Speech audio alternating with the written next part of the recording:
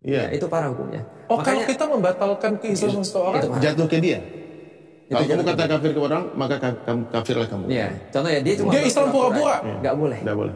Karena di zamannya Rasul itu terjadi. Apalagi kalau misalnya orang itu memang Islam beneran. Iya. Apalagi itu terjadi pada Usama bin Zaid. Usama bin Zaid itu adalah anak yang sangat disayang oleh Rasulullah. Semua Indonesia, aku mau minta maaf terlebih dahulu dengan kalian bahwa download di tahun ini tidak tayang. Ini pun juga kita dak-dakan. Aku mau minta maaf. Hal ini semua terjadi karena salah satunya kesibukan Ustadz Felix Xiao. Dan juga ada benturan jadwal juga dengan aku. Dan aku ngerasa juga ini bukan saat yang tepat untuk edukasi juga. Jadi memang banyak sentimen, banyak hal. Dan aku putuskan, oke, kita break dulu. Tunggu suasananya lebih tenang. Setelah itu kita akan tetap memberikan edukasi untuk kalian semuanya. Dan hari ini spesial. Aku datangkan guru-guruku, ini dua guruku dari awal pertama kali, Ustadz Felix Xiao dan Ustadz Dery Sulaiman. Assalamualaikum Pak Ustadz. Waalaikumsalam warahmatullahi wabarakatuh. Aku bukan Ustadz. Ini hitam putih. Ustadz itu usaha taat maksudnya. Oke. Usaha taat. Ada singkatannya ya. Sehat tapi Pak Ustadz. Alhamdulillah. Sehat. Masih Puasa dijaga. lancar. Alhamdulillah masih. Ustadz Dery sehat. Alhamdulillah. Hari ini kita mau bahas topik yang aku pengen bahas topik ini karena aku cuma pilih dua topik sih. Pilih dua topik dan itu sudah kita pilih dengan seksama. Dan akhirnya kita pilih topik frustasi ujian hidup. Frustasi dan ujian hidup. Dua berarti ya. Frustasi ujian hidup. Karena banyak orang, aku pikir banyak orang tuh dapat ujian hidup dan frustasi ya. Ya. Mungkin aku tanya satu ya. Ustadz Felix Xiao. Kenapa sih Tuhan itu kasih kita ujian hidup? Ya. Kan katanya Tuhan itu maha besar, maha kasih, maha luar biasa. Kenapa nggak semuanya di setting bahagia aja semua? Kenapa harus dikasih ujian hidup semua? Ya. Sebenarnya kalau di dalam Islam, Allah itu sudah menegaskan memang kita hidup di dunia ini adalah part of tadi ujian, tes, gitu kan ya. Artinya memang ada dikasih tahu? Semua, ada banyak sekali ayat-ayat di dalam Al-Quran. Jadi bahwasanya kita tuh memang diciptakan untuk diuji. Supaya apa? Supaya Allah kemudian memberitahu kepada kita siapa yang nanti lulus ujian dan siapa yang tidak lulus ujian. Oh iya? Nah, karena kalau nggak diuji, gampang gini ya. Kalau misalnya produk itu nggak di grading, kita nggak tahu yang mana yang top, yang mana yang bawah. Maka ada grading kan gitu kan ya. Di grading mana yang kualitasnya bagus, mana yang kualitasnya nggak bagus. Nah filterisasi itu, filter itu namanya ujian. Maka kalau nggak ada filter, maka nggak ada yang namanya kita tahu grade apa manusia itu. Contoh misalnya kayak gini ya. Kalau misalnya ada orang nambang batu emas misalnya ya, dia dapat batu emas. Nah batu emas ini kalau dijual kan ya harganya kan murah ya, nggak semahal emas 24 karat. Tapi kalau misalnya dia di dalam tanda kutip dimurnikan, maka dia akan menjadi emas murni. Nah proses pemurnian ini dalam bahasa Arab artinya adalah fitnah. Itu dalam bahasa Arab. Oke. Proses pemurniannya? Proses pemurnian emas itu dalam bahasa Arab namanya fitnah. Maka orang-orang Arab zaman dulu sebelum ada Islam, mereka berkata fatang tu zahaban, artinya adalah kami memfitnah emas. Artinya kami memurnikan emas dari batu menjadi kemudian emas murni. Gimana caranya? Dibakar dalam suhu yang tinggi, sangat gak nyaman. Tapi hanya dengan pembakaran dengan suhu yang tinggi itulah yang namanya impurities itu bisa naik. Impurities itu busa-busa, terus kemudian bahan-bahan yang kotor dan segala itu bisa naik. Sehingga yang tersisa cuma emasnya doang. Nah kalau sudah tersisa emasnya doang, itu dijual bawa ke pasar lebih mahal daripada batu emas. Itu gunanya fitnah tuh. Tapi fitnah itu sama dengan apa definisi fitnah yang ada di masyarakat seperti sekarang? Kalau aku sederhanakan, ujian itu ada 3. Ujian itu ada 3. Yang pertama adalah di dalam Al-Quran bala. Bala ini adalah orang-orang muslim, orang-orang yang bukan muslim semuanya dapat. Asal dia bernafas dia dapat bala. Nah kalau orang awak ini tahu bala. Bala itu bahasa Palembang. Bahasa Palembang. Dulu kita main domino kan. Bala siko, bala 2, bala 3, bala 4, bala 5. Bala besar, bala kecil. Bala kecil. Paling parah bala 6. Pegang bala 6 udah tuh. Pasti kalah tuh kayaknya. Biasa main domino kan. Kalau nggak tahu sih kalau Ustadz Dery. Nah bala itu adalah ujian yang semua orang dapat. Itu bala. Yang kedua namanya musibah. Musibah itu adalah ujian customized, tailor made hanya pada orang-orang aja. Jadi musibahnya Dr. Richard pasti beda dengan musibahku. Sesuatu yang mungkin berarti pada Dr. Richard mungkin gak berarti pada aku. Sebaliknya sesuatu yang aku rasain banget mungkin bagi Dr. Richard biasa aja sih, kenapa lu merasa stres. Padahal menurutku biasa, tapi bagi aku kena banget. Karena bagi aku itu penting banget. Itu adalah musibah, tailor made. Yang ketiga versi ujian yang paling tinggi namanya fitnah. Nah fitnah ini hanya mengenai orang-orang yang beriman. Fitnah. Oh, itu yang paling tinggi. Itu yang paling tinggi. Makanya Allah sampaikan di dalam Al-Quran, ahsiban nasu ayutraku ayakulu amanna wahum la yuftanun. Apakah mereka dibiarkan mengatakan saya beriman, sementara mereka tidak dikasih fitnah? Berarti iman itu registered fitnah. Sudah satu paket. Oke, aku masih ke Ko Felix dulu. Ko Felix kan tadi kan yang paling tinggi adalah fitnah.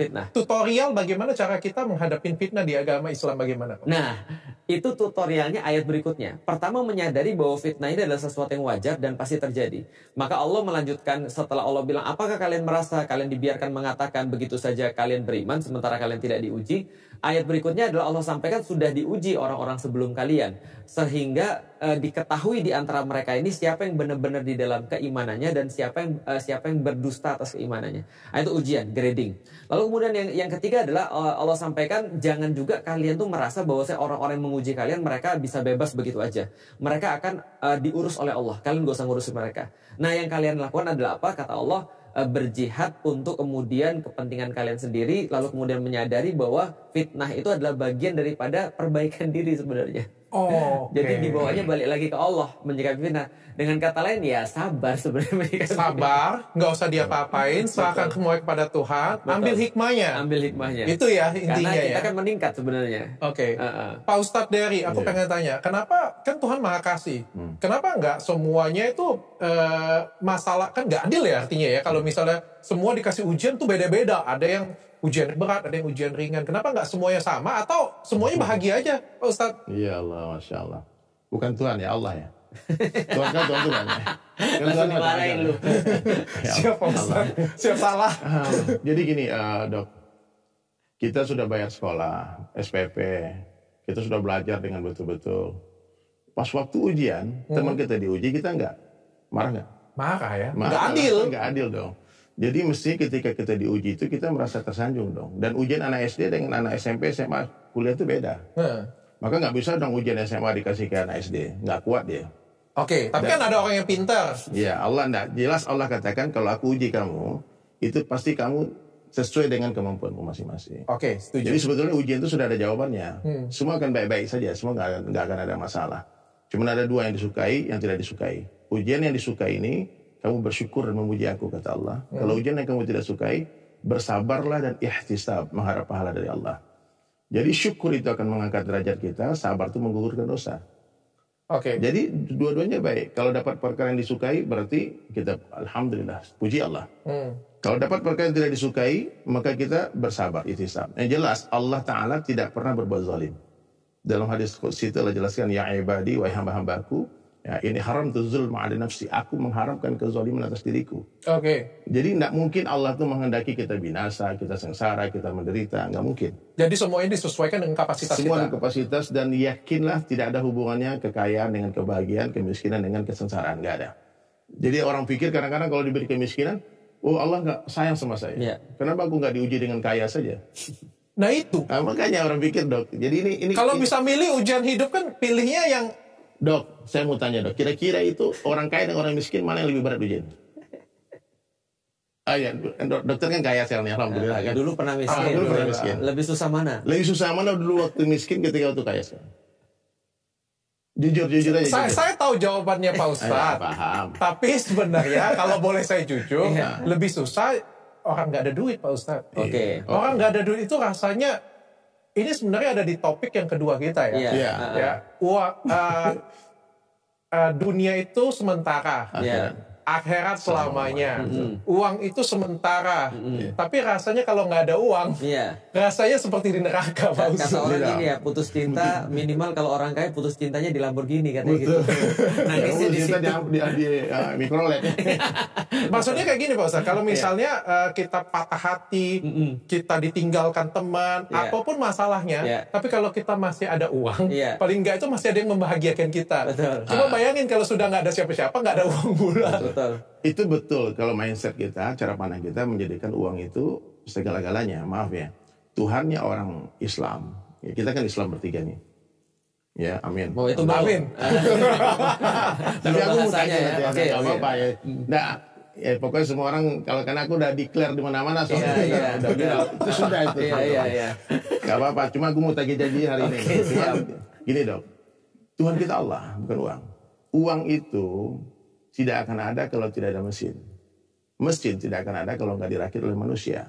Sebuah kejahilan yang teramat sangat. Orang dia cetak uang lalu dia bergantung kepada uang. Jadi ketika orang menjadikan uang ini sebagai Tuhannya dia, maka dia berasa dengan ada uang tenang hati dia. Tapi orang beriman, ada Allah tenang hatinya, ada uang nggak ada uang. Oh, oke. Paham. Kalau orang beriman, ada uang nggak ada uang, tenang hatinya. Ada Allah. Tapi kalau orang tidak beriman, maaf, seberapa banyak pun uangnya dia, banyak belum tentu cukup. Sedikit belum tentu kurang. Oke. Paham. Jadi Saya paham. intinya dong, ini kalau kita bicara iman, ya, bicara ujian ini dan kita kaitkan dengan Allah, nggak ada masalah semuanya. Saya tanya ujian Nabi Ibrahim apa? Dibakar hidup-hidup. Dibakar hidup-hidup dong. Bukan difitnah lagi bikin ini bikin itu. Di depannya api yang menyala-nyala. Datang malaikat Jibril menawarkan bantuan. Malaikat Jibril itu amirnya, pemimpinnya para malaikat. Tanya Ibrahim, minta tolonglah sama aku bantu kamu. Bukan lawyer yang datang loh. Ya, ini malaikat Jibril yang datang. Oke. Tapi karena Nabi Ibrahim ini memang Abu Tauhid, bapaknya iman, bapaknya orang-orang beriman. Dia cuma katakan satu kalimat, hasbunallah wa ni'mal wakil. Ni'mal maula wa ni'mal nasir. Wahai Jibril, cukup bagiku Allah yang menolong aku. Dia sangka baik kepada Allah. Maka saya sering katakan, sangka baik kepada Allah itu lebih kuat daripada Jibril alaihissalam. Sangka baik kepada Allah. Jadi ketika ada masalah di depan mata kita, jangan katakan mungkin, mungkin Allah bantu. Tidak, pasti Allah bantu saya. Oke. Oke. Oke, mindsetnya yang diubah ya. Jadi api yang panas itu terasa dingin bagi Nabi Ibrahim. Maaf, bagi orang di sekitarnya panas api itu. Buktinya tali yang mengikat tangan Nabi Ibrahim itu putus tuh. Oke. Berarti api panas kan? Tapi Nabi Ibrahim yang merasakan. Orang kasihan lihat dia, tapi dia bahagia. Sampai orang bertanya, kapan saat terindah dalam hidupmu wahai Ibrahim? Ketika aku dibakar. Oh, justru karena itu dia anggap itu adalah ujian itu adalah berkat dari Tuhan. Kok Felix, apa yang menentukan ujian hidup itu? Yang menentukan maksudnya gimana? Apakah kalau misalnya ujian hidup itu terjadi karena karma kita, atau karena perbuatan kita yang lampau, atau kehidupan kita yang lampau, atau karena apa sih? Karena apa ujian kita ini terjadi? Ataukah karena kita banyak uang? Ataukah karena kita nggak ada duit? Ataukah karena kita jelek? Ataukah karena kita ganteng? Karena apa ini kita diuji? Simple sebenarnya kalau ujian itu selama orang masih hidup dia register sama ujian sebenarnya. Pasti diuji. Artinya ketika dia masih hidup ujian itu pasti akan datang. Jadi ujian itu akan berhenti ketika dia sudah nggak hidup lagi. Nah itu saatnya bukan ujian lagi, saatnya perhitungan tuh. Jadi saatnya nilai. Pembalasan. Nah berarti kalau misalnya kita lihat ya, kaya, miskin, jelek, cakep, semua pasti diuji. Semua pasti diuji. Dan justru semua itu adalah ujian sebenarnya. Kaya itu ujian, miskin itu ujian. Orang ganteng itu ujian, orang jelek itu ujian kan itu ya. Setuju. Semua orang masih hidup tuh ujian semuanya. Nah jadi sebenarnya problemnya bukan ujian, tapi bagaimana cara jawabnya. Makanya kita selalu bilang gini.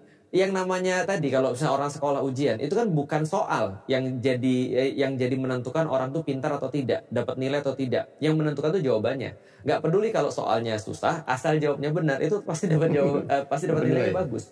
Jadi kita nggak usah peduli sama soalnya sebenarnya, tinggal cara jawabnya aja. Oke. Nah Islam itu nyediain jawaban, respons terhadap soal. Kok kalau pertanyaanmu mungkin kayak gini, kalau kita masuk Islam, ujian kita itu akan jauh lebih mudah atau jauh lebih sulit? Nambah. Kalau kayak gitu ngapain gitu masuk Islam? Nah justru itu tadi yang disampaikan sama Ustaz Dewi. Serius. Akan makin jadi kalau misalnya kita memilih masuk Islam, ujian itu akan bertambah. Sama seperti orang nikah itu ujiannya akan bertambah. Tapi masa kita nggak mau nikah kan itu kan ya. Artinya kan karena kita di luar negeri sudah banyak yang nggak mau nikah. Nah gara-gara mereka tertipu ya. Tadi contoh misalnya kayak gini ya. Ada orang berkata gini. Aku nggak mau naik kelas SMP karena ujiannya pasti lebih berat daripada anak-anak SD misalnya. Nah berarti dia tertipu kan, bahwasanya dia merasa dia bisa menghindari masalah dengan tetap di kelas 6 SD. Padahal apakah pertanyaan kalau dia misalnya nggak naik SMP lalu nggak dapat ujian yang lebih tinggi, apakah dia nggak dapat ujian ketika tetap di kelas 6 SD? Tetap dapat ujian, namanya ujian kebodohan. Nah ujian kebodohan itu adalah somehow bukan hanya berat, tapi ujungnya nggak enak. Tapi kalau ini diuji, ujungnya enak. Ujungnya akhirat. Ini dok. Ada dalam Islam itu 5 nabi. Disebut dengan ulul azmi. Ulul azmi itu derajatnya yang paling tinggi. Paling dimuliakan. Nabi Nuh, Ibrahim. Bukan Nabi Muhammad. Termasuk Nuh, Ibrahim, Nabi Musa, Isa, Rasulullah SAW, Nabi Muhammad. 5 nabi. Kenapa mereka dimuliakan? Karena ujian mereka paling berat. Oh, justru yang paling mulia. Jadi yang paling mulia, yang paling berat ujiannya. Maknanya kalau orang tidak mau diuji, berarti tidak mau dimuliakan. Oke. Nggak jadi emas murni. Nggak jadi emas murni. Dia pakai bawa emas 22 karat misalnya. Dia bawa ke pasar misalnya. Ya jualnya dapatnya dikit harganya. Tapi kalau dia diuji jadi 24 karat, pilih mana tuh? Oke. Berarti Nabi juga diuji juga. Dan semakin besar ujiannya, semakin tinggi derajatnya. Betul. Tapi Pak Ustadz Dery, aku kebetulan ada beberapa belajar lah ya agama lainnya. Aku belum pernah loh dengar apa yang kata Ko Felix tadi. Iya, aku agak shock tadi ketika Ustadz Felix tadi bilang, Ko Felix tadi bilang bahwa kalau masuk Islam justru lebih berat. Aku nggak pernah, aku nggak tahu ya, sorry ya kalau misalnya ilmu aku agak kurang ya kalau agama lainnya. Memang agak kurang sih, aku minta maaf sebelumnya. Tapi aku nggak pernah dengar maksudnya itu kalau kita beribadah agama ini cobaan yang datang akan lebih berat. Seperti air bah yang datang. Iya, kalau Ustadz bilang kayak gitu, kalau kalian memeluk agama Islam, maka cobaan dan ujian yang datang akan lebih berat. Aku rasa kosong masjid. Iya, takut ya orang ya. Iya. Nah, ada tambahannya. Kalau kita misalnya belum di dalam Islam, kita dapat ujian juga kan, karena ada bala kan ya. Nah, tapi kalau dan itu kita juga nggak punya standar untuk bisa menjawab itu. Tapi kalau kita udah masuk Islam, backingannya beda nih sekarang ini. Artinya gini, contoh ya. Ada orang dalam. Anggaplah kita sama-sama anak kelas 6 ya. Anak kelas 6 plus minus kali bagi itu berat bagi mereka. Oke. Tapi bagi anak S3 plus minus kali bagi itu nggak usah mikir. Kenapa? Karena level mereka sudah naik. Nah, Islam menyediakan backingan itu. Kamu punya kemudian jawaban, kamu punya textbook yang isinya jawaban semua, kamu punya yang bisa nyelesain seluruh permasalahan, asal kamu percaya, asal kamu yakin, seperti kata Ustadz Dery tadi. Nah, karena itulah sebenarnya kalau kita masuk Islam, bukan hanya memang ujiannya nambah, tapi kita juga punya backingan yang lebih tinggi. Nah, bagiku itu fair sih. Iya, fair aja. Iya, karena orang lihat kita, ini kayak berat banget, bagi kita biasa aja. Karena kita udah punya backingan yang lebih tinggi. Seperti tasbih putus, ini kan putus, banyak gitu. Tapi setiap ujian ada jawabannya. Oke. Pak Ustadz, kenapa sih ujian, kan ada orang ya yang merasa itu ujian hidupnya itu bertubi-tubi. Dia sudah baik, dia sudah berbagi, dia sudah, pokoknya anak baik lah ya, baik banget lah. Gak macam-macam, gak aneh-aneh gitu. Tapi ujian hidup dia itu seperti datang bertubi-tubi. Kita tambahin, sementara ada yang selingkuh, ada yang apa namanya, diulti langsung oleh Felix. Ada yang apalagi maling, koruptor, tapi hidupnya baik-baik aja. Nah itu tambahin. Itu namanya istidraj dalam Islam dong. Kucing dikasih makan, tikus juga dikasih makan. Kadang-kadang makanan tikus ini lebih bagus, lebih mahal daripada makanan kucing. Kucing nggak perlu iri dong. Karena dalam makanan tikus ini ada apa? Pasti ada racunnya. Meskipun kita dikasih bekas-bekas sisa makanan, tapi ini dikasih karena disayang. Jadi kalau kita dalam Islam itu kita diuji, itu kan Allah sayang dong. Allah sayang. Allah pengen kita kuat. Allah pengen kita tahu jawabannya. Allah pengen kita naik level, naik kelas. Jangan kamu di sana terus. Maka dikasihlah ujian. Kalau nggak diuji kan kita komplain. Kan bilang tadi, kalau kita udah bayar sekolah, udah tiba-tiba teman diuji, kita nggak diuji. Coba, aku pengen tanya nih, konkretnya nih.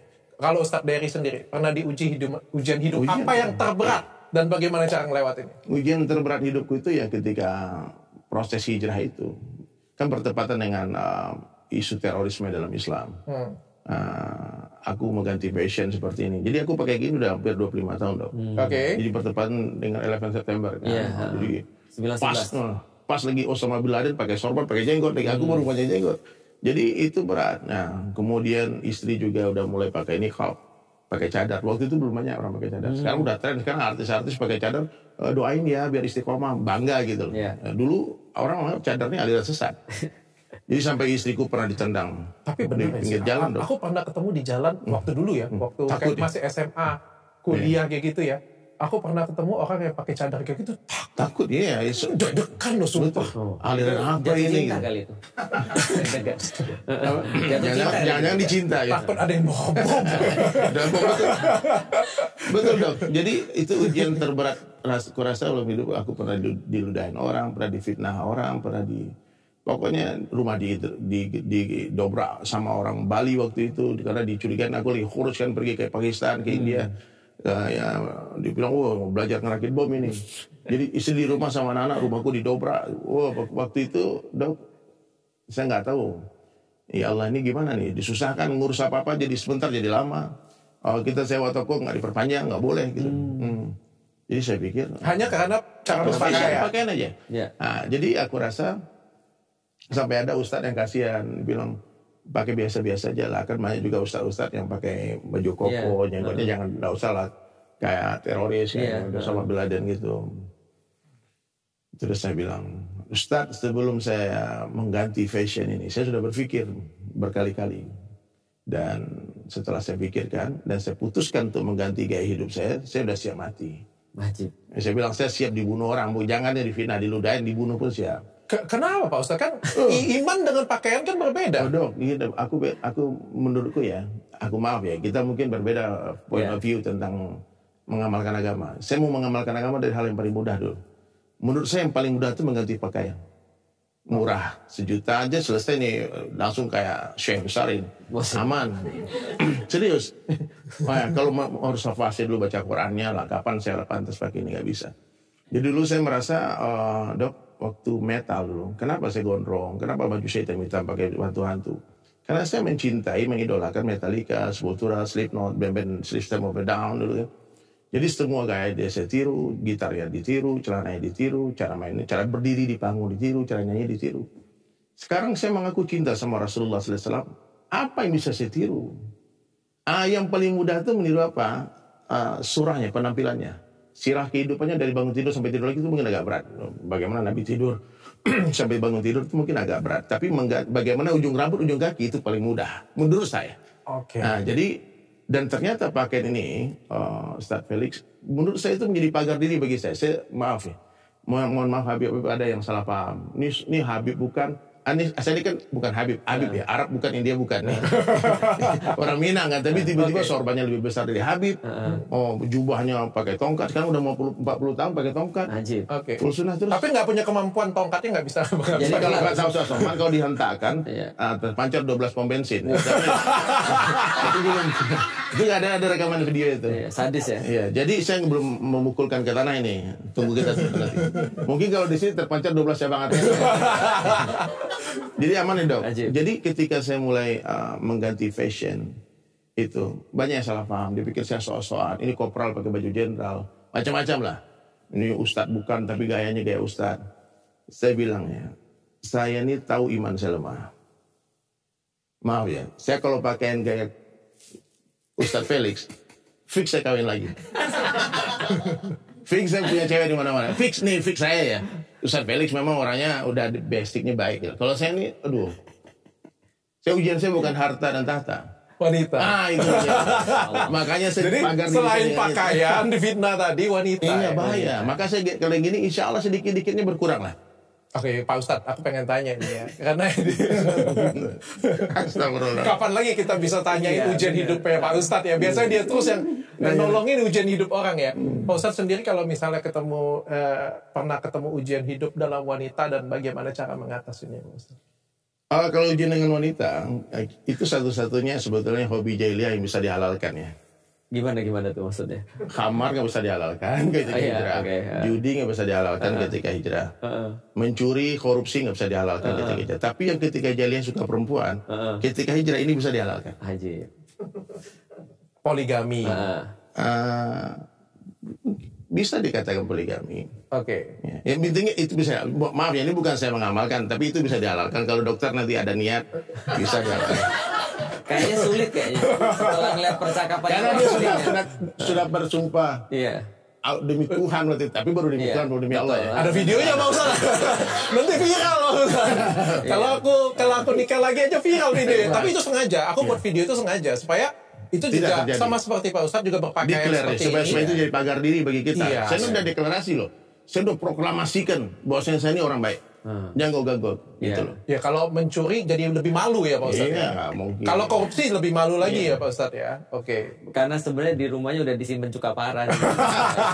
Jadi gitu dong. Jadi kalau aku itu diuji perempuan, saya biasa cerita ke istri. Oke. Istri saya kan dokter, ketemu saya selalu ada istri saya kan. Iya betul. Gitu. Cuman istri saya bang agak egois betul. Oke. Gimana? Jadi panjang nih juga. Karena istri saya itu bapak ibunya orang Morotai asli. Manusia biasa, tapi dia bidadari. Asik. Gitu. Bapak ibunya manusia biasa, tapi dia bidadari. Kok bisa? Tapi ini namanya ujian hidup atau kelemahan sebenarnya. Saya tuh sama istri saya tuh nggak bisa jauh. Maksudnya saya ini orang yang nggak bisa hidup mandiri, dong. Oke. Kalau mandi harus dimandiin, kalau makan disuapin. Oke. Nah, kayak gitu. Jadi kalau dan saya sebetulnya saya ini terlalu besar untuk satu orang istri sebetulnya. Acik. Cuman Alasannya gitu ya. Aku no comment. Tapi setiap orang artinya punya masalah hidup masing-masing dan masih manusia ya. Iya.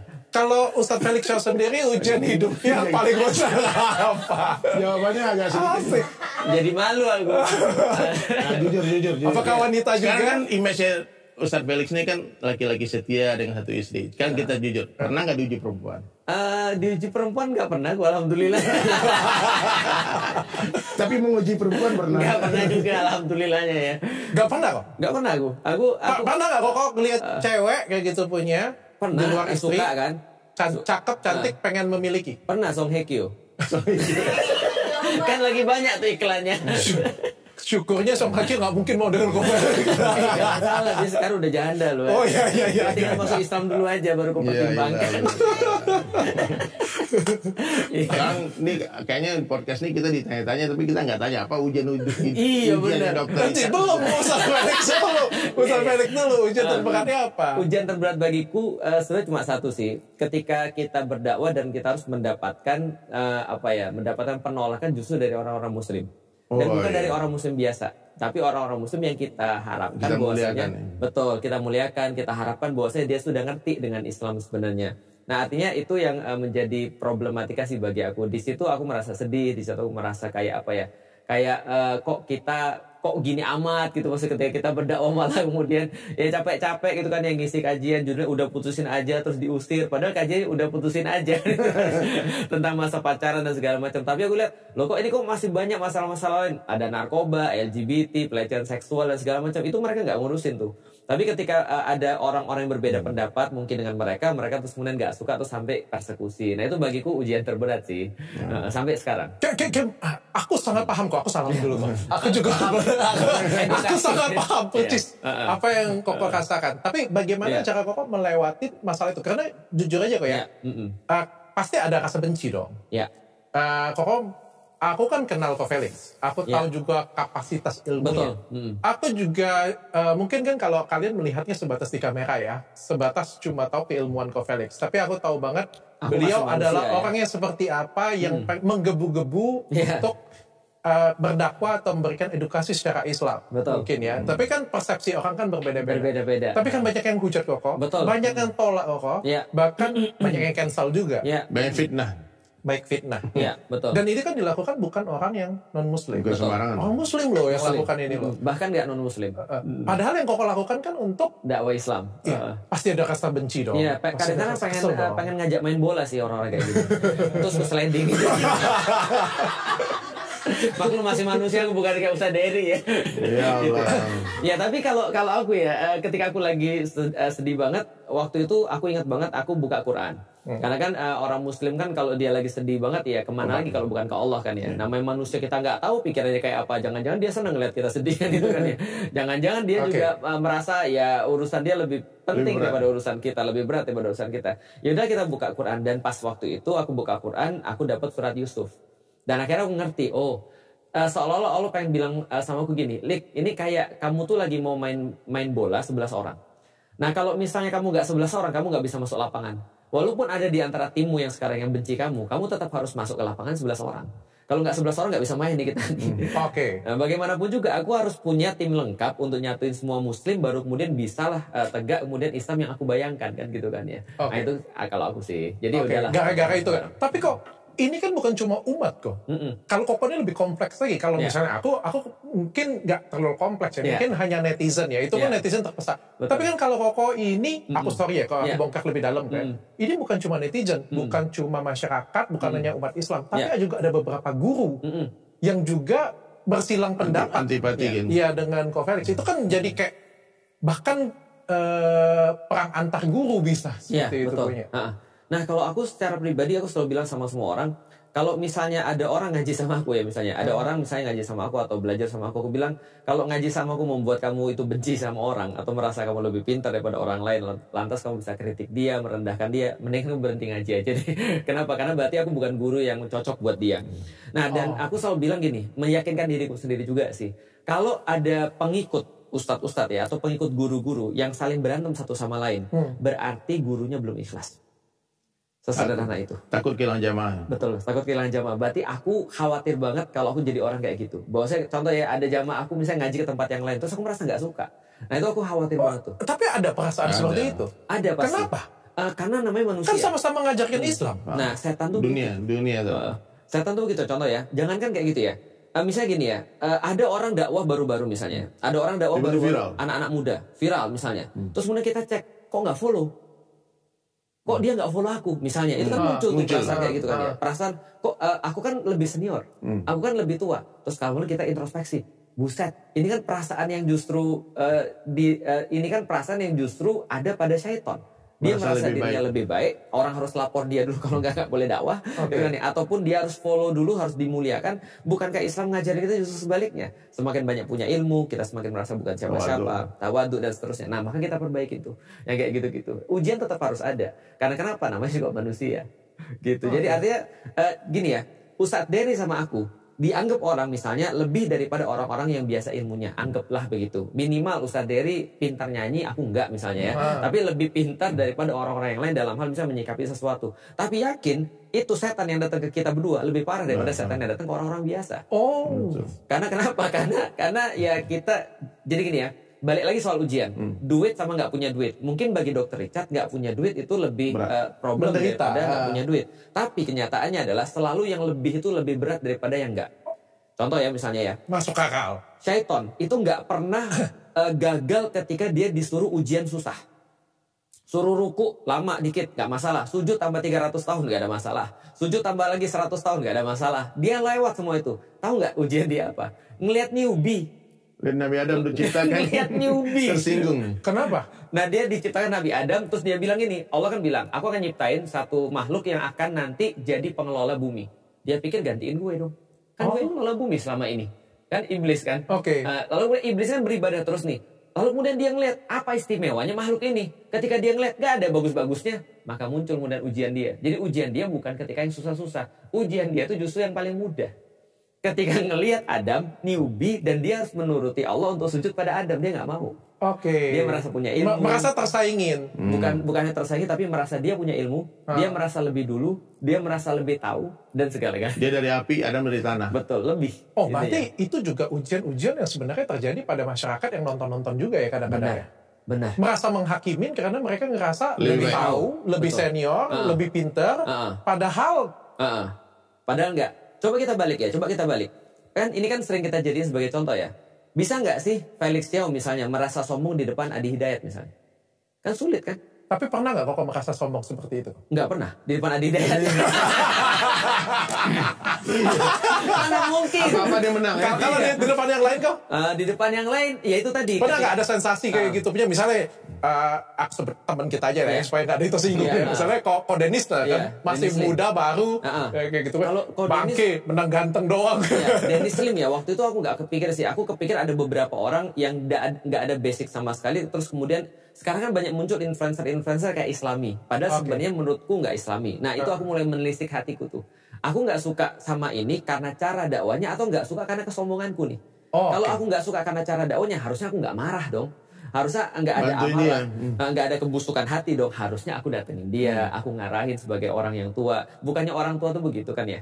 Nah tapi permasalahannya adalah ini juga permasalahan generasional ya. Permasalahan adalah kenapa banyak orang-orang itu nggak suka sama yang muda-muda itu karena dia merasa tersaingi atau dia merasa lebih tahu kan gitu kan ya. Nah maka itu ada ketika dibawa-bawa. Tapi kalau sama Ko Dennis aku nggak ada gimana ya. Itu mah dia mah menang cakep doang. Itu dulu ketika aku pas masih SD. Ada yang ujian terus mama aku bilang bilang gini, kenapa dia bisa juara 1 kamu enggak? Aku bilang ya dia mah cuma rajin doang gitu kan. Itu masa lalu enggak rajin, masa lalu malas. Dennis Lim dia mah modal cakep doang ya. Itu kalau kita ngomong gitu, nanti orang bisa balas kita. Lah, lu sudah salah jelek. Kan bahaya kalau kita kayak gitu. Nah, maka aku nggak pernah ngeritik orang dari segi itu sih. Aku cuma biasanya kalau aku punya catatan note tertentu itu cuma dari segi aktivitas dakwahnya aja sih sebenarnya. Oke, jadi artinya semakin kita pintar, semakin kita tinggi, semakin kita kaya, semakin kita sukses, dan semakin kita beriman kepada Tuhan, justru ujian itu datang lebih besar. Ya, orang bilang makin tinggi naik pohon, makin tinggi anginnya. Itu benar ya, Bang. Kalau nggak mau kena angin jadi rumput. Tapi harus sabar dijajah orang. Harus sabar dijajah orang. Jadi kalau kita berdoa, jauhkanlah kami dari masalah, nggak usah dong? Jangan. Loh, gimana? Orang kita suratul Fatihah udah minta masalah. Kita sholat 5 kali sehari. Baca suratul Fatihah 17 kali sehari, kan 17 rakaat. 17 kali sehari, kita minta masalah sama Allah. Itu tutorial minta masalah, itu baca suratul Fatihah. Oh iya? Iya. Coba ya.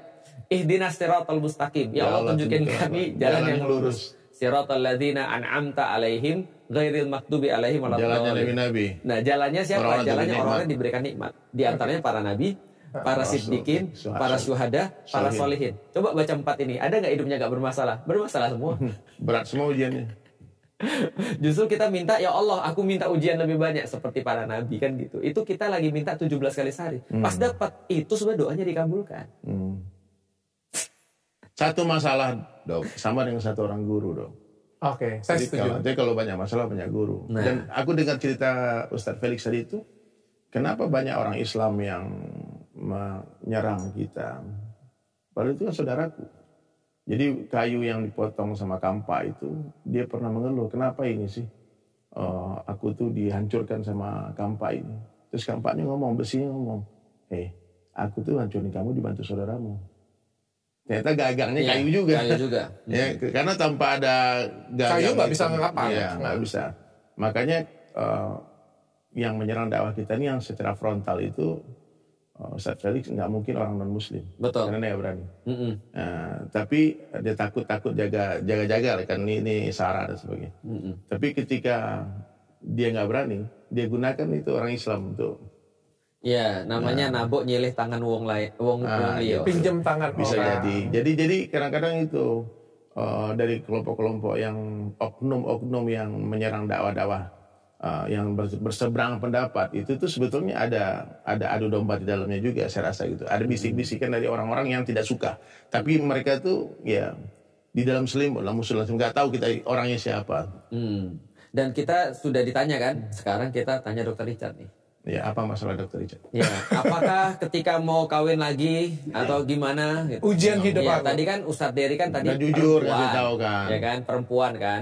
Nah, Dr. Richard perempuan atau apa harta. Kalau bagi aku ya Pak Ustadz ya, jujur ujian hidupku tuh banyak.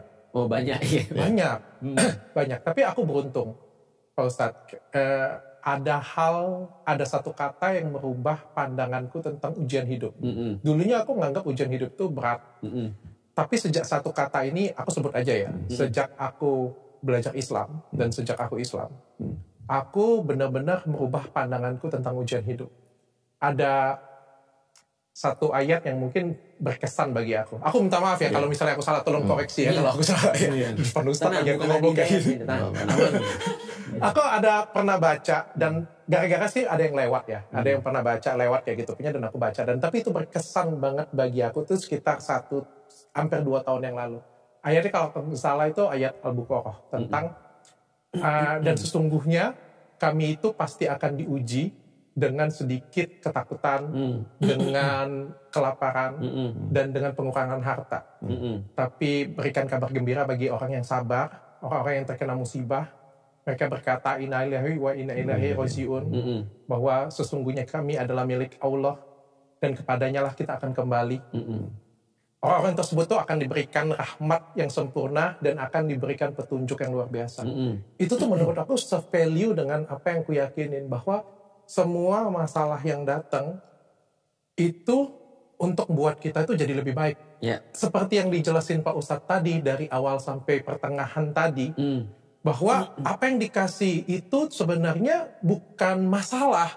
Kalau kita nganggap itu masalah, itu jadi masalah. Bahwa ini sebenarnya adalah berkat rahmat yang dikasih oleh Tuhan untuk kita. Bukan ujian, tapi ini adalah berkat. Jadi ini sebenarnya bukan ujian hidup, tapi berkat hidup yang dikasih untuk kita. Untuk kita jadi lebih tinggi lagi, jadi lebih baik lagi, jadi lebih sempurna lagi. Apapun itu masalahnya. Entah itu musibah, entah itu fitnah, ataupun apapun. Itu yang membedakan aku dengan aku yang dulu dan aku yang sekarang. Beda banget. Dan itu tepat banget ya. Berarti kan pas sekarang udah berarti terbukti nih kata-kata kita nih. Kan ketika Dr. Richard udah memutuskan belajar Islam lah. Setidaknya orang tahu belajar Islam, nanti itu urusan urusan Ustadz Dery ya. Barusan udah ngomong sendiri. Udah ngomong sendiri. Aku mau nagih janji udah dulu nih. Iya, tapi kan nanti ada khusus kan. Aku mau nangis tadi sebetulnya, tapi ada ini bidadari. Nah jadi itu kan pas banget kan, pas akhirnya baru kemudian kebuka, terus kemudian dapat fitnah kan, dapat masalah-masalah macam-macam. Tapi aku nggak jadi masalah Pak Ustadz. Bedanya kayak gini ya. Ketika dulu aku tuh ngerasa dulu tuh hidupku sempurna. Aku punya semuanya. Aku punya uang, aku punya keluargaku bahagia, aku punya perusahaan besar, aku punya semuanya. Hidupku tuh sempurna. Keluargaku baik, dan cilakanya aku tuh berpikir semuanya ini terjadi karena aku. Allahu Akbar. Aku yang hebat, aku yang keren, aku yang luar biasa, aku yang pintar semuanya. Dan ketika aku diuji masalah, aku tuh ngerasa kayak aku sempat marah. Dan somehow aku tuh malah tidak mengakui adanya Tuhan. Jadi ini bukan lagi masalah agama sih, agama apa aku sih. Tapi aku sendiri nggak mengakui adanya Tuhan. Aku tuh dunia banget. Aku itu hidup untuk dunia. Dan aku nggak percaya namanya akhirat ya. Kita kebahagiaan ada di dunia ini. Bahkan kemarin mungkin banyak yang sudah tahu juga aku punya masalah dengan salah satu artis Kaput kan. Itu ada kemarahan dalam diri aku. Ketika aku kasih edukasi tentang skincare abal-abal, pada waktu itu kita sempat seteru, aku minta maaf. Oke lah, apapun masalahnya itu, aku minta maaf. Aku nyatakan permintaan maaf itu berkali-kali, dan aku anggap dia adalah istri seorang pemuka agama, di mana harusnya mencontohkan hal yang baik dong. Ketika dia nggak melakukan itu dan dia masukin aku ke penjara walaupun 1 kali 24 jam, bayangkan kemarahan besar ada dalam diri aku dan kebencian besar dalam diri aku kayak gitu punya. Bahkan pernah terlontar dalam mulut aku pada waktu aku menang pra-peradilan. Jadi kita nggak usah debat lagi. Pra-peradilan aku menang, dinyatakan tidak bersalah, 2 status tersangka aku bubar, dan aku pernah dipenjara, kan sakit hati. Dan aku ngomong, aku tidak akan pernah memaafkan kamu. Sampai mati aku tidak akan pernah memaafkan kamu. Tapi di sini aku pengen tarik kata-kata tersebut. Aku sudah memaafkan beliau, aku sudah mengikhlaskan semuanya. Dan semuanya itu terjadi karena aku salah satunya belajar Islam. Berarti sudah humble down ya? Enggak, beda Pak Ustadz. Jadi setelah aku masuk Islam, seperti yang diceritain Pak Ustadz tadi, masalah itu datang jauh lebih besar. Aku sangka ketika Putri kemarin itu adalah masalah yang terbesar dalam hidup aku. Ternyata ada lebih besar lagi. Lebih besar lagi. Berarti bisa diatur buka puasa bareng nih sama Kartika Putri ya? Bisa. Mungkin bisa diatur. Mungkin kalau beliau mau ya. Habis nonton ini pasti akan baik-baik saja. Maksudnya tuh setelah kejadian, aku pikir setelah belajar justru kan jadi lebih ringan badaiku, jadi lebih tenang. Ya kan pikiranku kayak tadi kan kita dapat bonus dong. Namanya belajar ya kan, dapat bonus lah kan. Ini enggak. Justru badai yang datang tuh lebih berat lagi, lebih besar lagi. Aku difitnah. Fitnahnya sangat besar. Bahkan bukan cuma difitnah. Kalau cuma difitnah itu biasa. Sudah difitnah, jawaban apapun yang aku lontarkan tidak didengarkan. Gak ada yang percaya penggiringan opini. Kenapa aku ngomong fitnah ya? Karena ini sudah dicek oleh institusi ya. Karena kan kalau kita ngomong aku benar, Ko Felix benar, Ustadz Dery benar, ya semuanya ngerasa benar semua ya. Tapi kan yang paling bijaksana adalah kita kasih institusi berwajib yang mengecek semuanya, dan mereka menyatakan semuanya fine-fine saja, nggak ada masalah. Pihak berwajib juga polisi sudah ngecek semuanya fine-fine saja ya. Bagi aku itu sudah cukup. Tapi apapun yang terjadi, semua fitnahan, semua apapun yang datang, aku justru jadi lebih tenang, jadi lebih bijaksana, jadi lebih nggak marah. Justru aku, Pak Ustadz, aku tidak benci sedikit pun dengan orang tersebut. Allahu Akbar. Demi Tuhan, demi Allah, aku tidak benci sedikit pun dengan dia. Bahkan sebut nama dia, aku nggak ada kebencian sedikit pun. Gila kan? Dan aku tidak bayangin ya, waktu zaman Carter dulu, berapa banyak aku konferensi pers. Berapa banyak aku konferensi pers. Hampir setiap minggu pokoknya ada masalah, konferensi pers. Dikatain jawab kayak gitu. Ini enggak, aku enggak ada keinginan untuk menjawab, bahkan ya udah. Karena bagiku Profesional. dunia itu karena ada yang kekejar, ya udah kalau mau fitnah aku ya udah, pokoknya aku lurus aja kayak gitu punya. La ilaha illallah. Koreksi aku kalau aku salah ya Pak Ustadz ya, koreksi aku kalau aku salah ya. Karena aku pikir ya, kayak kata Pak Ustadz yang diajarin ya, aku mengenal ada satu kata sekarang, kebahagiaan dunia dan akhirat. Yang dulunya aku cuma Dunia tahu. doang. Oke, berarti ada sesuatu hal yang aku akan dapatkan nanti di akhirat. Ketika aku seperti ini kan, ketika aku dizolimin, ketika aku difitnah, ketika aku dikata-katain, ketika orang ngomongin aku mencari uang dari agama. Mungkin Pak Ustadz, terutama Ustadz Dery tahu, Pak Ustadz Dery pernah datang ke rumah aku. Sebelum aku belajar Islam, sebelum aku kenal Ustadz Dery, rasanya aku sudah cukup berada Ustadz Dery.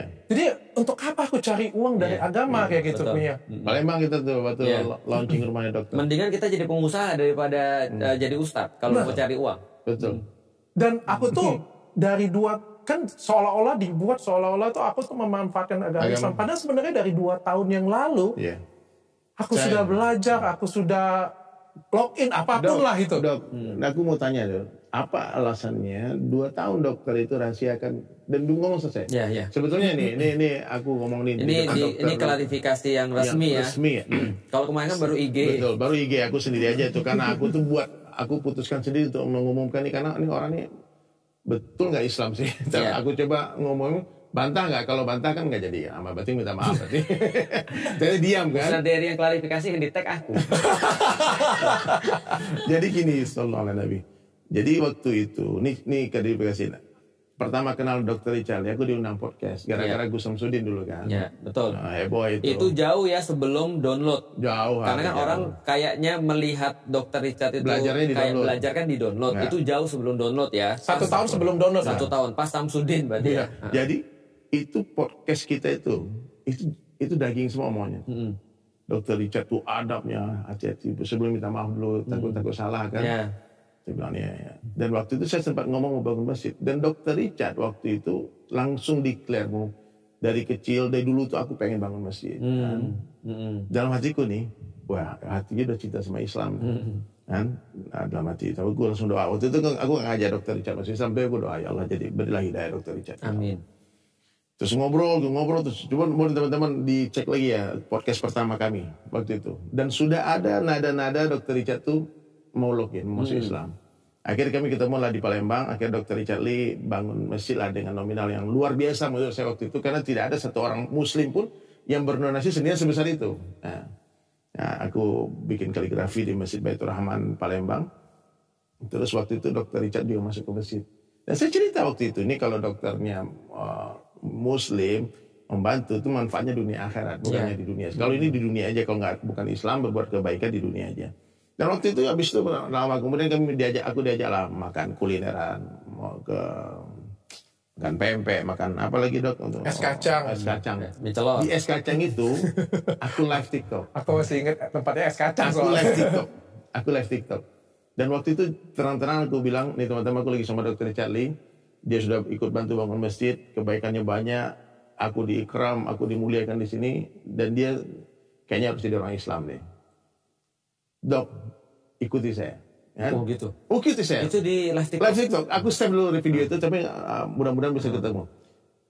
Asyhadu Allah. Coba ikut lagi dok. Asyhadu. Aku bisa ikutin tanpa Pak Ustadz pimpin sebenarnya. Oke, kita fix. Waktu itu clear banget. Dan waktu itu beliau pakai kacamata-matanya. Takbir, itu semua orang takbir tuh. Ada ribuan orang nonton. Takbir. Cuman waktu itu aku pikir guyonan. Aku gak pikir itu cuma aku prank masuk Islam terus udah tuh selesai. Aku kaget waktu kemarin ketemu sebulannya lalu di Sayap Suci. Dr. Richard bilang, Ustaz tahu nggak kapan pertama aku merasa aku muslim? 2 tahun lalu di tempat kacang itu. Wah, nangis. Anda pikir makanya kalimat itu jangan diremehkan. Itu kalimat itu ternyata meskipun aku bercanda waktu itu guyon-guyon kan. Dokter Islam, teman-teman ucap selamat. Oh, selamat, welcome. Tapi habis itu menghilang. Karena aku nggak bahas lagi. Kemudian setahun kemudian, Dr. Richard telepon aku. Iya. Ustaz, saya mau ketemu, bicara 4 mata. Di airport, ingat nggak di tempat jual sampai makan ikan patin. Pinang. Semua diusir keluar berhubungan dengan patin. Dengan masakan Palembang semua. Dan Dr. Richard waktu itu bilang, nih jauh sebelum konflik-konflik ini nih, jangan dipikirkan. Saya sudah yakin bulat 100% saya Muslim. Tapi tolong saya rahasiakan. Saya nggak jaga rahasia. Saya tahu, saya telepon Ustaz Felix langsung. Ustaz Felix. Karena saya mau cari teman nih, nanti kalau ada, kalau terjadi apa-apa, nanti kita bisa culik jenazahnya. Banyak orang yang masuk Islam karena tidak ada saksi, dia akhirnya diselenggarakan secara non Muslim gitu. Kan terjadi di mana-mana, dikremasi, ada apa-apa. Saya bilang, Ustadz Felix, dokter takbir, oh selamat, tapi rahasia dulu. Rahasia dulu. Nanti aku diam, tapi aku perlakukan. Dan kita sering chat waktu di London, waktu di Inggris kan, waktu itu dok, cari masjid di sana. Oh jarang masjid di sini. Banyak lah obrolan kami. Kalau aku screenshot itu sejarahnya itu bagaimana dokter Richard Lee belajar Islam. Mungkin orang nggak akan fitnah aku dibayar. Aku pernah dibayar, bayangin tuh. Ini dari Sulaiman tuh dibayar dokter Richard Lee untuk gimmick mempertahankan masjid. Masa gue, saya ini dai nih, kita nih dok, maaf dok ya, saya ini habis-habisan ya. Kita ini dakwah ini bukan cari duit. Kata kamu cari duit, kita dagang dok. Saya jualan lukisan, saya jualan madu, saya jualan apa-apa, jualan kaos. Jadi fitnah besar yang mengatakan kalau kita berdakwah nyari duit, ya dakwah itu ngabisin duit. Kita bukan menjual agama, tapi membeli agama Allah dengan harta dan diri. Saya bilang tapi saya benar, saya mau klarifikasi, saya teringat perkataan guru-guru kita ya, kalau ada buah busuk jangan kau petik, tengok aja nanti akan jatuh sendiri. Biar Allah yang bekerja. Saya cuma doa ya Allah berikan hidayah ya Allah. Aku tidak pernah dan tidak seperti apa yang dituduhkan dia. Tapi teringat perkataan Sayyidina Ali yang masyhur yang sering kita sampaikan, tak perlu kamu menjelaskan tentang dirimu kepada semua orang. Karena orang yang mencintaimu tak perlukan penjelasanmu, dan orang yang membencimu nggak percaya. Yang sayang akan tetap sayang, yang benci akan tetap benci. Jadi dok, kalau ada yang mencaci maki kita ya gampang aja, blok selesai. Sliding ya? Nggak usah sliding. Nggak boleh ya? Siap ya. Dok, aku maaf ya, sebetulnya nih di luar skenario nih ya. Dr. Richard kan suruh bikin aku bikin sertifikat. Dan aku sudah buat, aku mau serahkan itu, boleh nggak? Oh mantap, bismillah. Sertifikat keislaman, Masya Allah. Ini memang harus ada ya? Nah, harus ada, nanti ini kami pegang satu, dokter pegang satu. Cuma formalitas saja. Ini ya. Kalian jangan buat masalah. ini sertifikat dipegang. Nanti kita tanda tangan ya. Terima kasih. Karena saksinya aku tulis, karena aku pikir di acara download diadakan, saksi pertama Ustaz Felix Shaw, Ustaz Denis Lim. Nanti bisa tanda tangan mereka aja. Siap, Pak Ustaz. Karena dari awal juga sebenarnya ini Ustaz, ketika kita ngobrolin download tahun lalu itu juga sudah ngobrol, sudah ketemu Ustaz Dery. Jadi itu perjumpaan yang diingat banget sebenarnya. Sudah ketemu Ustaz Dery, dan sebenarnya gini ya, aku sebelum ini diserahkan ya, aku pengen ngasih kayak penjelasan sedikit ya. Ini ada orang banyak gagal paham antara menjadi muslim dengan menjadi muslim yang taat. Masya Allah. Karena ekspektasi mereka soalnya Jumat langsung jadi kayak Ustadz Dery, ya kan? Pakai sorban, sholat Jumat, gitu kan. Jadi aku perlu jelasin dulu. Ada orang-orang yang baru belajar Islam, termasuk aku dulu ketika aku baru belajar Islam. Aku tuh nggak menerima abu-abu, aku cuma menerima hitam putih. Makanya aku pernah cerita kan, ada orang yang datang ke kajianku nggak pakai kerudung. Aku bilang mau dia keluar dulu, pakai kerudung, balik lagi, atau nggak mulai kajian. Itu kan sangat kasar banget sebenarnya, karena aku memandang diri aku benar sebenarnya, tapi aku nggak ngerti seperti apa dia kemudian memandang sudah effort datang ke sini dan nggak pakai kerudung ketika kajian, itu kan nggak enak banget tuh.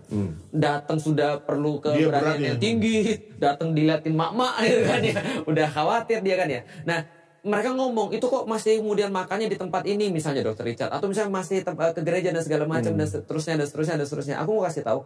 Hatta kita sebagai seorang muslim yang aku udah muslim berapa puluh tahun, 20 tahun lah, itu aku juga masih maksiat. Dan maksiat yang aku lakukan itu setara dengan maksiat-maksiat yang lain. Artinya gini, hatta ada orang muslim gak sholat pun itu tidak membatalkan keislamannya loh, selama itu dia lakukan bukan karena dia gak yakin sholat itu perintah Allah. Tapi contoh misalnya, kenapa gak sholat? Aku males Ustaz. Itu gak membatalkan keislaman dia loh. Artinya aku pengen untuk fair aja. Ada orang bilang kan, Dr. Richard tuh muslimnya cuma pura-pura. Pernah nggak dengar kayak gitu? Iya. Sering ya? Pura-pura doang, karena ada segala macam. Aku bilang ini, sebentar, kita boleh aja nggak suka dengan Dr. Richard. Sebagaimana ada orang nggak suka dengan aku juga boleh-boleh aja. Ada orang nggak suka dengan banyak banget. Nggak ada masalah juga kan, nggak semua orang harus suka kan ya. Tapi kalau kita berbicara tentang masalah keislaman, membatalkan keislaman seseorang ataupun kemudian kita meragukan keislaman seseorang, itu konsekuensi hukumnya parah. Iya. Oh ya? Ya, itu parah hukumnya. Makanya, kalau kita membatalkan keislaman seseorang, jatuh ke dia. Kalau kamu kata kafir ke orang, maka kafirlah kamu. Iya. Contoh ya, dia cuma Islam pura-pura. Nggak boleh. Nggak boleh. Karena di zamannya Rasul itu terjadi. Apalagi kalau misalnya orang itu memang Islam beneran. Iya. Apalagi itu terjadi pada Usama bin Zaid. Usama bin Zaid itu adalah anak yang sangat disayang oleh Rasulullah. Artinya anak angkatnya Nabi. Benar-benar disayang oleh Rasulullah. Ketika dia kemudian pernah satu waktu ketika Futuh Makkah, dia tuh kayak mau baca orangnya syahadat. Oke. Mau baca orang syahadat. Padahal dia awalnya merangin orang Muslim. Oke. Ketika syahadat dia mikir nih, ini pura-pura nih. Supaya nggak dibunuh. Ya kayaknya takut mati. Dibacok. Dilaporin pada Rasulullah. Rasul marah besar. Rasul bilang gini, itu bukan urusan kamu. Kenapa kamu nggak belajar hatinya dan lihat sebenarnya dia berimannya beneran atau pura-pura. Nanti walaupun pura-pura pun, itu kita bukan hak kita untuk menghakimi. Meskipun pura-pura loh artinya. Nah itu yang pengen aku sampaikan pada orang, meskipun hari ini misalnya kita masih ngelihat Dr. Richard belum sempurna dalam keislaman, itu tidak membatalkan keislaman Dr. Richard, kecuali melakukan pembatal keislaman. Artinya contohnya, kenapa nggak sholat? Aku nggak yakin itu bukan perintah Allah. Batal. Itu batal. Kenapa nggak sholat? Aku nggak yakin dengan Al-Quran yang nyuruh sholat misalnya. Itu batal. Tapi kalau dia cuma males, itu nggak membatalkan keislaman. Contoh ya, Dr. Richard misalnya contoh. Lagi posting, wah hari ini aku makan babi nih misalnya, aku minum homer nih misalnya dan segala macam, aku minum arak dan segala macam, itu juga tidak membatalkan keislaman. Selama yakin itu haram. Selama yakin itu haram. Tapi itu belum bisa lepas dari situ. Jatuhnya maksiat. Ya, salah satu yang aku malas ngumumin itu sebenarnya adalah itu sih. Pak Ustadz, soalnya kita tuh dinilai dari apa yang kita sampaikan. Misalnya kayak gini ya Pak Ustadz bilangnya, Ustadz Felix Xiao. Ketemu di Edge Club lagi kayak gini dengan cewek lagi kan kayak gitu ya kan, atau kita cheers dulu kayak gitu kan malu Pak Ustadz. Itu maksudku adalah ekspektasi orang ya, sama kayak berita yang baru-baru viral kan. Ada Ustadz ngerokok misalnya gitu. Itu kan lagian padahal contoh gini ya, pertanyaannya banyak nggak Ustadz yang merokok? Banyak. Di NU yang punya pabrik rokok banyak. Rata-rata. Ini kayaknya kita masalahnya melebar nih. Nggak apa-apa, emang kenapa emang? Banyak kiai loh. Ustadz-ustadz di NU kan pada merokok ya. Aku dulu ustadku di NU juga ngerokok juga sama. Bahkan ketika kita ngobrol sama dia, itu murid-muridnya nyediain dua bungkus supaya dia tetap bisa ngisi. Abis itu rokok berhenti dia ngisi. Nah dia juga merokok kan, dan itu nggak ada masalah, udah umum. Cuman masalahnya adalah ekspektasi orang ke dia tuh nggak ngerokok karena kemana-mana ngomongnya rokok haram atau cuma ngomongin sunnah gitu. Sedangkan rokok kan nggak sunnah dalam tanda kutip kan itu kan ya. Nah maka ekspektasi menurutku ya, aku senang ekspektasi orang ke Dr. Richard, mereka ngelihat Dr. Richard tuh soleh, orang baik. Maka ekspektasinya kan yang membuat mereka akhirnya kecele. Karena DSAS kan yang bimbing kan, masa dia nggak ngikut guys. Jadi gini, justru aku malu. Minimal pakai tongkat dulu lah. Jadi dok, aku kasih tahu. Aku kasih tahu ya teman-teman semua ya. Kalau kalian mendengar orang masuk Islam, takbir, Allahu Akbar. Kemudian tahniah, ucapkan selamat, dan yang ketiga beri hadiah. Betul. Meskipun Dr. Richard ini multimilioner, dia adalah asnaf yang 8. Dia adalah orang yang berat menerima zakat. Mualaf, betul. Mau nggak? Ya, terus mana aku kasih hadiah. Ini hadiah udah dikasih. Tergantung berapa banyak. Kalau dikit nggak mau. Nanti kalau itu di TF aja ya. TF. Ini sajadah tempat sholat. Jualan online ya. Ini titipan dari Kohani. Siap. Masya Allah. Kohani Kristianto. Ini sajadah diterima dok. Terima kasih Pak Ustadz. Masya Allah, terima kasih. Dan ini ada satu buku tata cara sholat, dan ini luar biasa buku ini, panduan praktis hijrah. Berat beban keluarga jadi. Ini semuanya ada dok, ada Asmaul Husna, terus ada gerakan sholatnya, ada foto ini, ada gerakannya semua, dan bahasa Arabnya, kemudian juga ada bahasa Indonesianya, ya. Jadi dokter bisa baca ini pelan-pelan. Siap. Kalau itu aku utang tuh. Pas aku pas kemarin ke Palembang karena nenekku wafat. Terus kemudian aku dari Turki ke Palembang, terus kemudian agak nggak enak badan. Dr. Richard WhatsApp aku. pengen belajar sholat. Nah itu nanti tanggung jawabku tuh. Nanti aku khusus datang untuk ngajarin sholat. Kabar gembiranya sedikit-sedikit sudah bisa Pak. Hilang pahala aku nih. Tapi kalau misalnya kau mau tapi aku mau perjelas ya supaya nggak salah paham ya. Dan ini juga kasih perspektif juga. Karena menjadi seorang mualaf pindah itu nggak gampang teman-teman. Ngomong itu tidak gampang. Ketika kalian tuh nyinyirin di tempat kita, dan dikatain dari tempat sebelumnya. Dan aku punya pemahaman, aku tidak mau memeluk agama Islam, atau aku tidak pengen punya agama Islam, tapi aku menyakitin hati orang lain. Aku nggak mau. Di sini aku di depan guruku. Ketika aku ngomong aku Islam, sebenarnya aku cuma curhat ke dua guruku. Dan bagiku ini adalah agamaku dengan Tuhan. Aku nggak peduli orang lain mau tahu nggak tahu, bukan urusan kalian. Ini bukan masalah kalian, bahkan ini bukan masalah istriku sekalipun. Ini adalah masalahku dengan Tuhan. Kayak aku cerita dengan Pak Ustadz pun tujuannya adalah tolong bimbing aku, tolong ajarin aku, bukan aku pengen pamer kayak gitu ya. Tujuan aku adalah aku pengen ajarin aku, dan juga aku pengen kasih edukasi ke masyarakat. Makanya aku ajak collab Cofelix pada waktu itu. Ada tujuan yang pengen aku sampaikan ke masyarakat supaya aku juga bermanfaat dan berguna. Dan aku sering cerita loh. Aku sering kasih Cofelix kan. Apa yang terjadi di keluarga aku. Aku ditolak oleh mamaku, oleh keluarga aku ditolak. Dan itu nggak gampang sedikit pun, sangat tidak gampang. Aku rasa Cofelix juga sama kok kelakuannya. Dan apa ya, kalau misalnya aku memeluk agama Islam terus aku nyakitin hati mamaku, untuk apa? Untuk apa aku tuh merasa aku kayak punya Tuhan, aku ngerasa kayak punya akhirat, tapi aku nyakitin teman-temanku, aku nyakitin keluargaku, aku nyakitin saudara-saudaraku. Aku nggak mau. Lebih bagus kalian caci maki aja aku. Karena ini adalah hubunganku dengan Tuhanku. Nggak ada hubungan dengan yang lain. Dan aku bilang kalau memang aku mau cari duit, dari 2 tahun yang lalu sudah ini kulakukan. Betul. Dan aku masih ingat banget Dr. Richard bilang kenapa ini nggak mau dipublis dulu, karena tadi nggak mau orang-orang tuh menganggap bahwa ini adalah cara untuk eksis. Karena memang banyak orang-orang tadi ya shortcutnya ketika dia pengen eksis dalam tanda kutip, dia jadi mualaf misalnya. Nah Dr. Richard nggak mau, makanya 2 tahun. Makanya beberapa orang nanya aku gini, ketika ini balik lagi ya, ketika Ustadz Dery klarifikasi, yang ditekan aku. Aku cuma mau pada beberapa orang yang dekat sama aku bilang Dr. Richard sudah Islam sebelum download.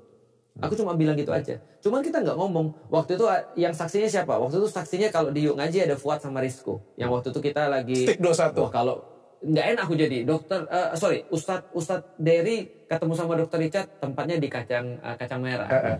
Sama es kacang, sama satu lagi Pindang. Patin. Pindang Patin. Kita ketemu pas dia tadi ngomong ada saksi tadi di karaokean kita. Pak Ustadz, yang penting nggak di Starbucks. Karena kalau di Starbucks lebih viral Pak Ustadz. Ini tempat makan, ada tempat karaoke-nya Ustadz. Tapi makanannya halal. Makanannya halal. Aku karaoke di sana terus. Oh gitu. Sama juga. Nggak, jadi ada waktu itu cuma sekedar intermezzo aja. Ada saksinya waktu itu ya Dr. Richard ngomong begitu. Aku nggak mau ngomong karena aku nggak mau orang-orang nyangka bahwa aku nyari sensasi. Nah akhirnya yaudahlah, kita menghormati keputusannya Dr. Richard waktu itu, dan ya akhirnya kita tetap koordinasi sama Ustadz Dery, ngobrol-ngobrol, ya akhirnya sampailah dengan hari ini. Cuman ya memang kadang-kadang ya maunya Allah ya kayaknya ya. Allah kuasa. Allah yang berkuasa, lalu Allah yang mau, ya Allah pilih momen yang terbaik. Walaupun momennya bukan yang mungkin momen yang paling yang kita anggap pas gitu ya. Tapi ya dia kalau menurutku ini sudah momen yang sangat pas. Ini bukan masalah permasalahan Pak Ustadz. Karena ini sudah dari 2 tahun yang lalu, dan ini artinya bukan exit yang aku buat ya. Ini adalah momen yang sangat pas ketika apa? Pak Ustadz tau nggak, sebelum aku duduk di sini bersama-sama, aku ngomong dengan mamaku loh. Mama nggak apa-apa. Mama bilang apa? Aku ngomong dengan istriku dan aku ngomong dengan mamaku. Doakan semua guys. Dan aku artinya kasar ngomongnya kayak gini ya, selama 2 tahun ini aku berstrategi. Bagaimana caranya aku belajar dulu, menunjukkan sikapku, menunjukkan kelakuanku. Aku ngerasa aku jadi lebih baik. Kalian nilai aja sendiri selama 2 tahun ini. Kalian nilai sendiri dalam 2 tahun ini. Sebelum 2 tahun kemarin bagaimana Dr. Richard itu selalu merespon apapun dengan kemarahan, selalu merespon apapun. Selama paling nggak setelah download lah ya, aku jadi lebih tenang, jadi lebih bijaksana. Mudah-mudahan ya, aku nggak sempurna ya sekali lagi ya. Tapi aku berusaha menunjukkan diriku yang jauh lebih baik. Paling nggak aku pengen jadi yang lebih baik, pengen jadi manusia yang lebih baik. Dan aku tunjukkan dengan keluargaku dulu itu dulu. Dan pelan-pelan ku sampaikan, mungkin dari media sudah ada yang buat ceritanya. Dan aku kan nggak ngomong. Setiap kali ditanya dari keluarga, di grup keluarga, aku diam. Tapi kan paling nggak kan mereka sudah tahu kan. Nggak kaget-kaget banget kan kayak gitu kan. Kayak denger cerita, kaget. Nggak lagi kan. Mungkin sudah dicicil kan 2 tahun ya. Sudah akhirnya sampai 2 tahun. Sampai akhirnya aku duduk dengan mama papaku dan aku sampaikan bahwa ini soal keyakinan dan aku minta restu juga. Sampai pada waktu itu mamaku mengikhlaskan. Makanya aku bilang ini adalah momen yang tepat bagi aku, bukan bagi masalah ya, bukan bagi masalah. Mungkin yang di luar kamera kan, dan aku tidak punya kewajiban untuk kasih tahu kalian yang di belakang kamera ini. Ini sekali lagi adalah hubunganku dengan Tuhanku. Tapi yang jelas aku pengen pakai ini bukan untuk cari duit sekali lagi ya. Aku sebelum aku belajar pun aku sudah punya sesuatu dan aku sudah punya perusahaan. Aku pengen aku malah bermanfaat. Aku nggak pengen jatuhin masalah. Dan satu lagi aku dari kemarin itu berat banget untuk mengumumkan karena aku takut buat malu kalian. Guru-guru aku. Aku takut buat malu juga. Aku pernah ngomong ya waktu makan ikan pindang udang. Aku ngomong ya, aku nggak mau malu-maluin Pak Ustadz, aku bilang kan. Iya betul. Aku nggak mau malu-maluin karena kan ketika aku mengumumkan, aku kan jadi representatif. Ini kan besok kan pasti ada di berita, pasti dibicarain orang Pak Ustadz. Terus kalau misalnya besok mereka melihat aku tidak baik, akunya loh yang nggak baik, bukan agama aku loh, bukan akunya yang masih harus belajar. Karena seperti yang kata Ustadz Felix Show tadi, jangan tuntut aku setinggal gitu. Iya, karena orang tuh kadang nggak bisa tadi karena ekspresinya udah terlalu tinggi. Contoh kayak gini ya, di antara orang Muslim, pertanyaanku sederhana, ada banyak nggak sih orang yang nggak sholat? Banyak. Yang sholat tuh katanya cuma berapa? 33% kalau aku nggak salah yang sholat ya. Lebih banyak yang nggak sholat daripada yang sholat. Atau 33% itu yang selalu ke masjid, aku lupa. Tapi yang jelas ada banyak orang-orang Muslim yang nggak sholat. Contoh ya, aku banyak ketemu dengan ibu-ibu, pertanyaan sama, Ustadz gimana cara agar anakku sholat? Artinya ada orang Muslim bermaksiat, itu kan banyak ya ceritanya ya. Nah kenapa sih Dr. Richard gak dianggap seperti itu aja? Kan gitu sebenarnya agamanya seperti itu. Ada orang yang mau belajar, namanya orang belajar ya udah dibantu. Kalau ada orang yang gak mau sholat, terus kita datang, terus kita bilang, kalau kamu gak sholat, kamu masuk neraka, dia lebih gak mau sholat lagi. Nah, jauh dia. Nah makanya kita ada guru itu senantiasa ngerti cara terbaik untuk orang. Nah makanya kalau aku sekarang nasihatku buat Dr. Richard gini, cuma ada 3 sih yang bisa didengar. 1 yang ngasih makan. Oke. Nah, karena Dr. Richard sekarang orang tua nggak ngasih makan lagi, maka ya mungkin nggak ini sudah batal ya. Tapi orang tua tetap didengar yang ngasih makan. Yang kedua adalah istri. Yang ketiga guru. Udah itu aja. Yang lain udah berusaha aja untuk tutup kuping. Karena nggak ada gunanya. Karena kita rahasia formula hancur adalah mendengarkan setiap omongan orang. Apa kata orang? Tapi amazing sih, aku juga nggak begitu peduli ya. Bahasanya setelah mendengar itu ada rasa sakit, ada. Ya, apa yang pasti. Pak Ustadz rasakan tuh, aku ada sih ngerasa kayak jualan agama, rasa ini gitu. Mereka sliding ada? merasa paling tahu aku kayak gimana, kayak pengen gue jitak kepala ya. Tapi aku nggak, ya udah apa adanya aja. Tapi Pak Ustadz tau nggak apa yang paling kutakutkan sebenarnya? Apa? Bukan itu. Ketika misalnya kayak dari semua fitnah, giringan opini, bahkan semua omongan jahat ke aku, semua nyinyiran ke aku, semua bully-bulian ke aku nggak takut sedikit pun. Perbedaannya mungkin kalau sebelum aku belajar Islam mungkin aku takut ya, karena ini kan dunia banget ya. Takut Dunia miskin banget ya. Cemarin nama baik. Miskin sih, alhamdulillah sih harusnya enggak ya Pak Ustadz ya. Cuma berkurang kekayaannya ada lah kali ya. Karena kan kemajuan perusahaan ya. Tapi aku nggak takut sedikit pun. Aku tidak takut akan diriku. Aku tidak takut akan istriku, aku tidak takut akan keluargaku. Maksudnya aku nggak takut mereka masalah, karena aku bisa melindungi mereka semuanya. Aku nggak takut sedikit pun. Ketika kau ngata-ngatain aku, bilang produkku jelek, klinikku jelek, aku nggak takut sedikit pun. Karena aku bisa melindungi diriku sendiri dan aku bisa melindungi anak-anakku. Tahu nggak apa yang paling aku takutin setelah aku belajar Islam? Yang paling aku takutin ternyata adalah karyawan-karyawan. Ya. Mulai mikirin ke arah yang lain. Pak Ustadz, aku ngelihat mata karyawanku, rasanya itu yang aku paling pikirin Pak Ustadz. Dimana aku ngerasa ini adalah kebanggaan karyawan-karyawanku. Athena ini bukan sekedar merek, Athena ini bukan sekedar klinik kecantikan, tapi ini adalah kebanggaan. Aku buat mereka itu masuk kerja dengan punya kebanggaan, kita di Athena loh.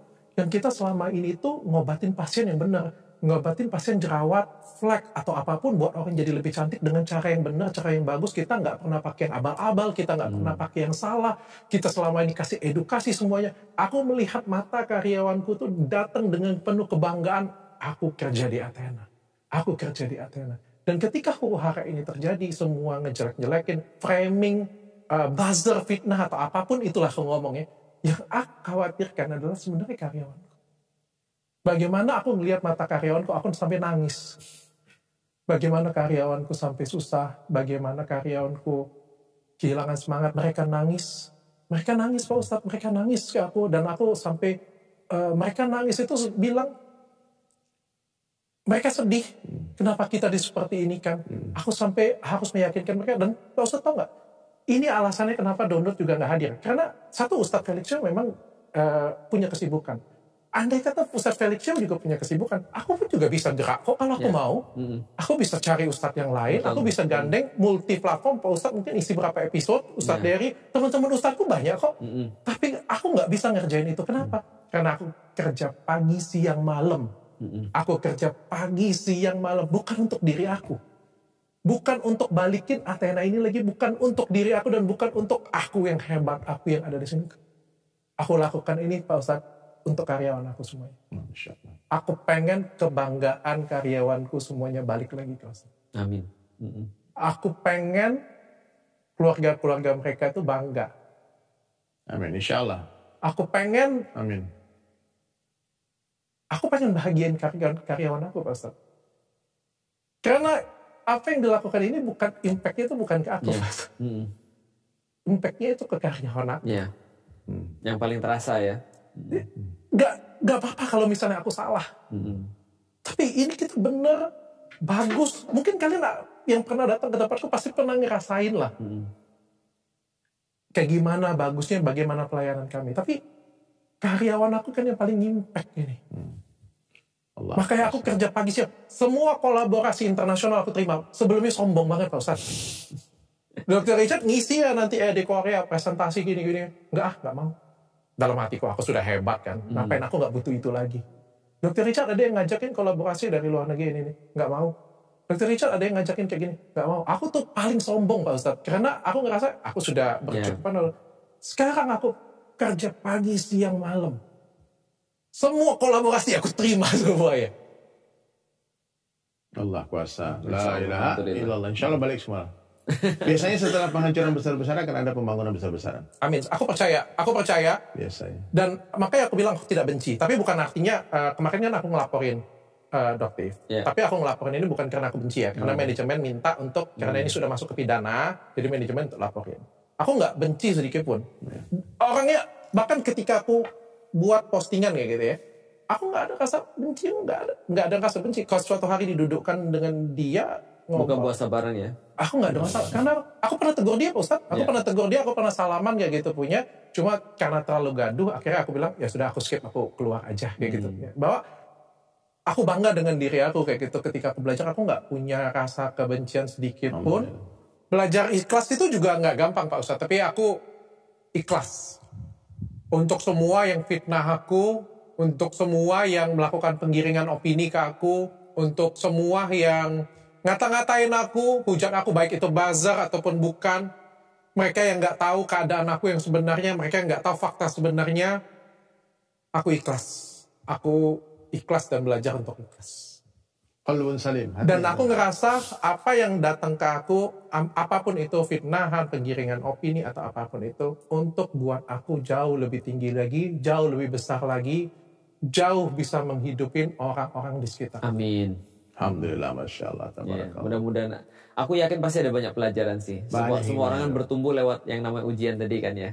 Kan episode kita kan ujian nih ceritanya nih. Semua orang bertumbuh. Ya sama, kalau nggak ada ujian ya kan nggak ada Dr. Richard yang sekarang. Oh iya. Makanya orang bilang, ya Allah kenapa aku banyak ujian. Misalnya gimana bisa balik lagi di masa lalu. Aku nggak usah dapat ujian. Ya nggak ada kamu yang sekarang. Nggak ada sekarang.